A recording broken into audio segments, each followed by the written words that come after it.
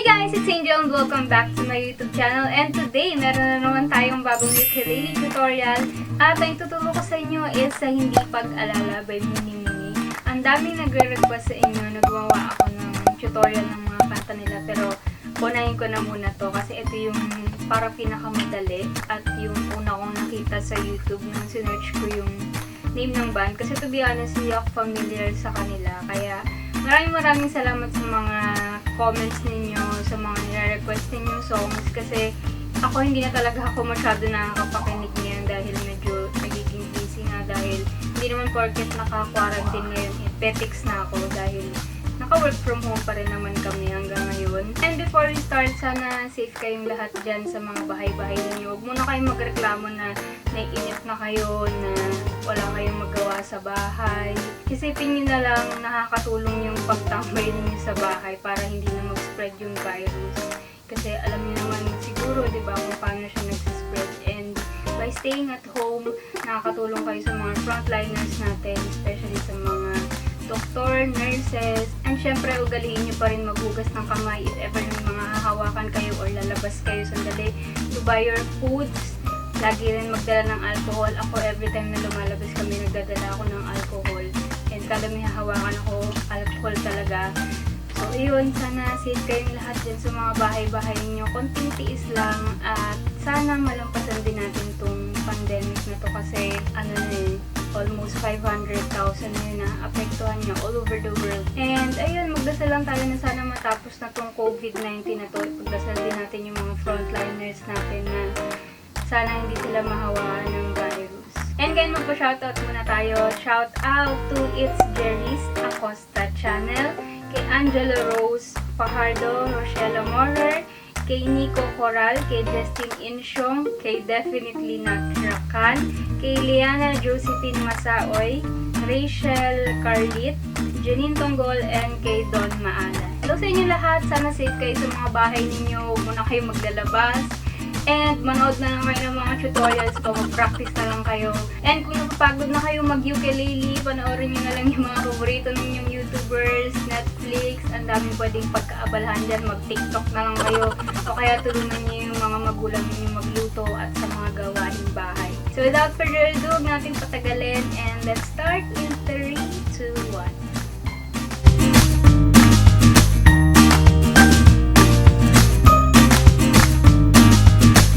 There are 5 chords for this song and 2 of them ay bar chords. So, ito na naman tayo sa bar chord. Gaya ng sabi ko kanina, mag-practice na lang kayo para hindi nasasayang yung oras ninyo. Mag-practice na lang kayo sa mga bar chords. So, let's start with F sharp minor. Index on the 3rd string, 1st fret, and then middle and ring finger on the 2nd fret, 2nd and 4th string. Next is E major. Index on the 1st string, 2nd fret, and then middle ring and pinky on the 4th fret, 4th, 3rd, and 2nd string. Yan. Next is an A major. Index on the 3rd string, 1st fret, and then middle finger sa may 2nd fret, 4th string. Yan. Next is B major.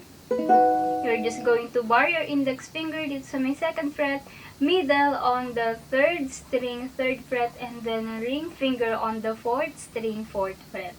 So that's B major. Again. So that's B major.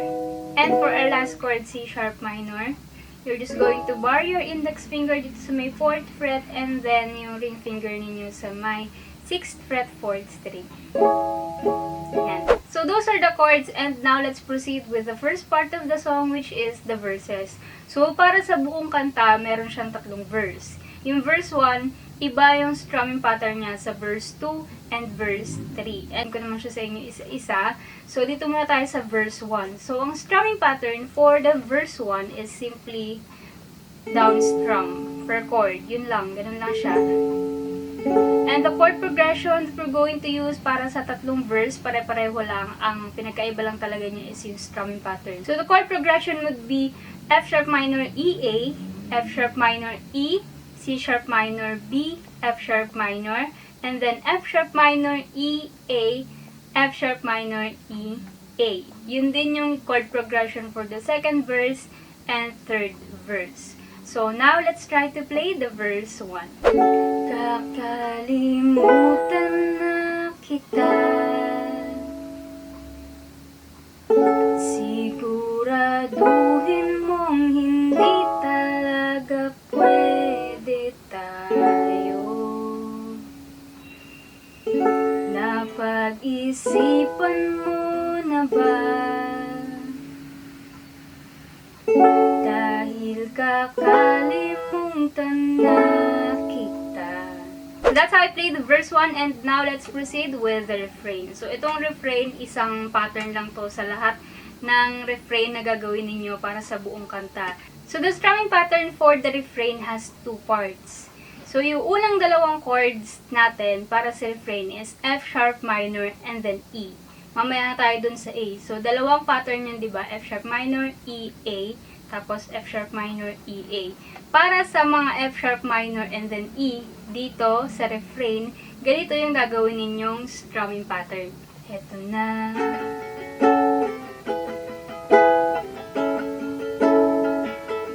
Eto na.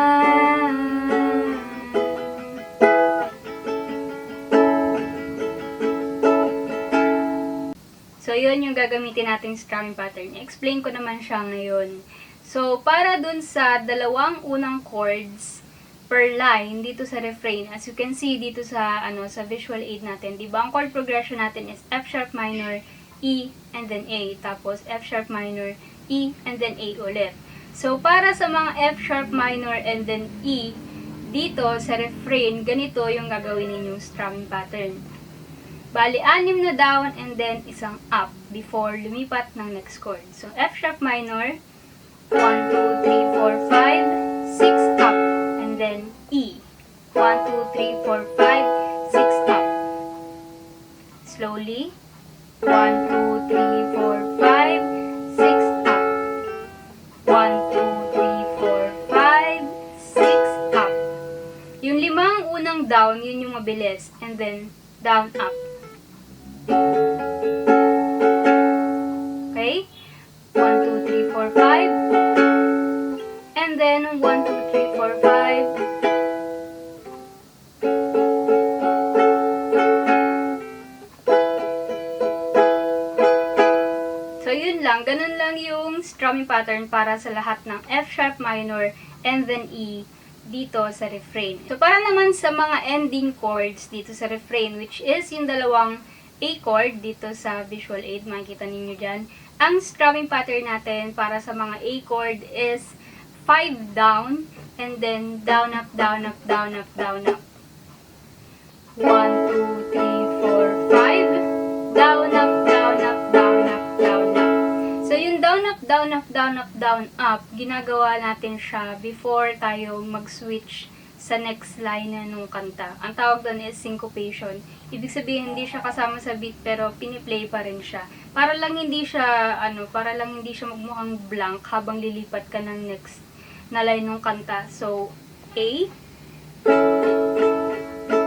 Down, up, down, up, down, up, down, up, down, up. Again. 1, 2, 3, 4, 5. Down, up, down, up, down, up, down, up, down, up. And then, next line. F sharp minor ulit. 1, 2, 3, 4, 5. Down, up. 1, 2, 3, 4, 5. Down, up. A ulit. Ganon. 1, 2, 3, 4, 5. Down, up, down, up, down, up, down, up, down, up. And then, second verse. So, ganun lang siya. I-play naman natin ngayon yung refrain without the lyrics muna para makita niyo yung flow ng chord progression and ng strumming pattern. So, let's start with F sharp minor.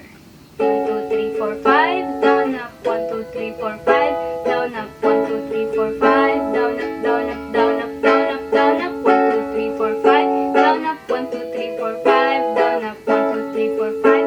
Down, up, down, up, down, up, down, up, down, up. Okay?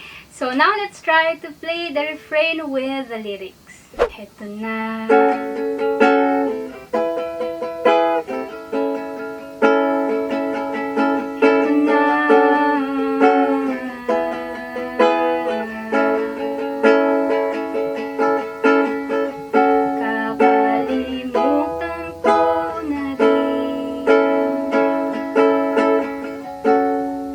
that's how I played the refrain, and now let's proceed with the second verse naman.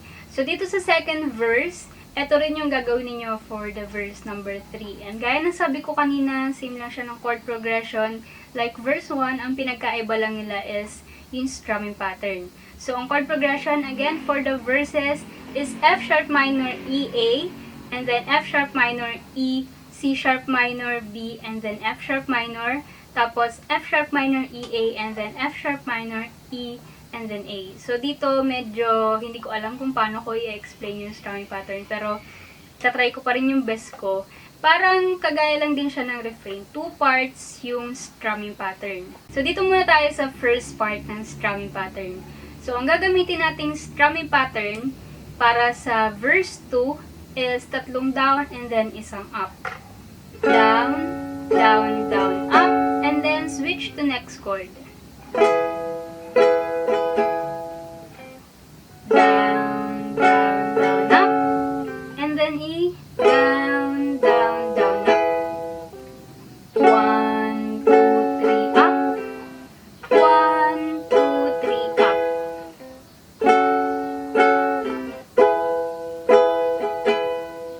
Okay, so yun yung first part ng strumming pattern. And then, para naman sa mga ending chords, so makikita nyo dito sa visual aid, merong 4 na line yung mga verses. So, ang ending chord, each line is A, F sharp minor, A, and then A. So, yung gagawin niyo para sa mga ending chords na yan, iba ang strumming pattern. So, ang strumming pattern for the ending chords is simply down, down, up, up, down, down, up, down, up. Again, that's down, down, up, up, down, down, up, down, up. So, let's try dun sa first line ng verse. Yung kakalimutan ko na rin. So, ang chord progression and strumming pattern is F sharp minor, E, and then A. Tapos, for F sharp minor and then E, 3 down and then up. Tapos, for A chord, down, down, up, down, up, down, up. So, it goes like this. Down, down, down, up. Down, down, down, up. And then A. Down, down, up, down, up, down, up.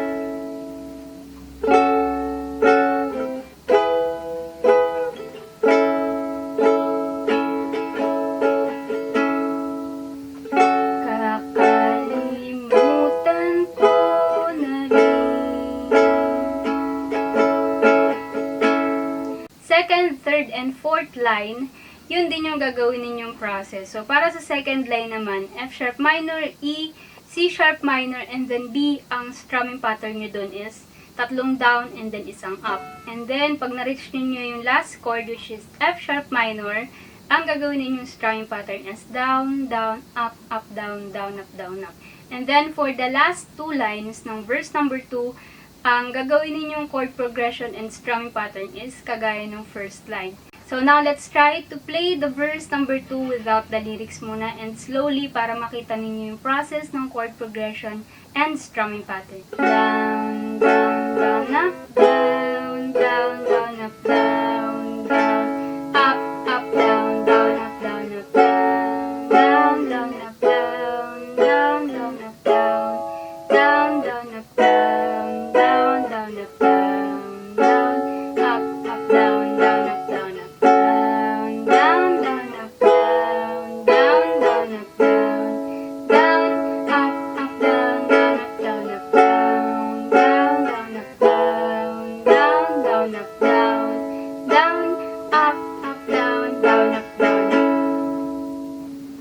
Let's try to play it naman with the lyrics. Kakalimutan ko na rin mga sinabi mong wala palang ibig sabihin. Pati na rin ang iyong ngiti at mga luha sa iyong bibig. Ito na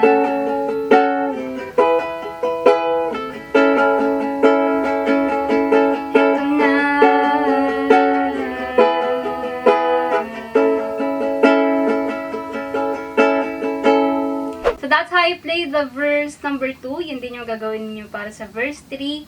And then after nun, yung refrain, tapos verse 3, and then refrain, tapos bridge part naman. So next two parts is going to be the bridge and the instrumental part.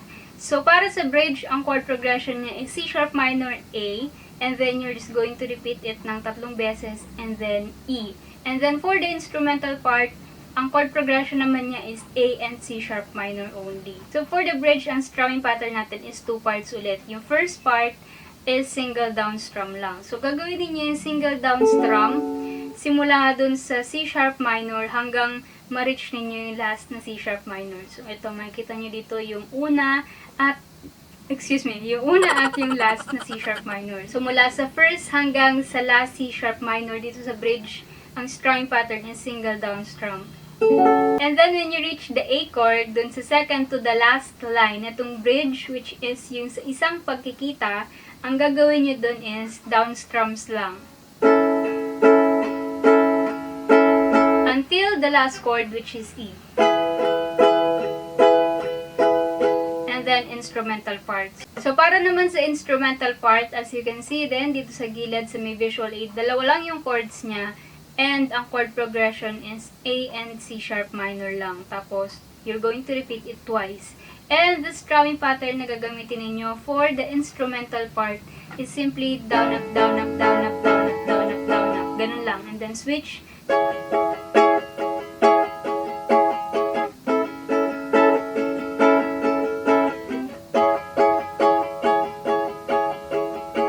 And then, you're just going to repeat the verse 1. Kakalimutan na kita. Ganun lang yung bridge to the instrumental part. So now let's try to play it. Paalam na nga ba kung hindi na tayo magkikita, nawa'y mangyari.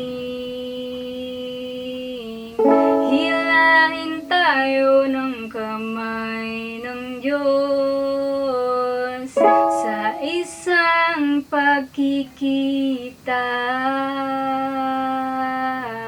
sa isang pangitain.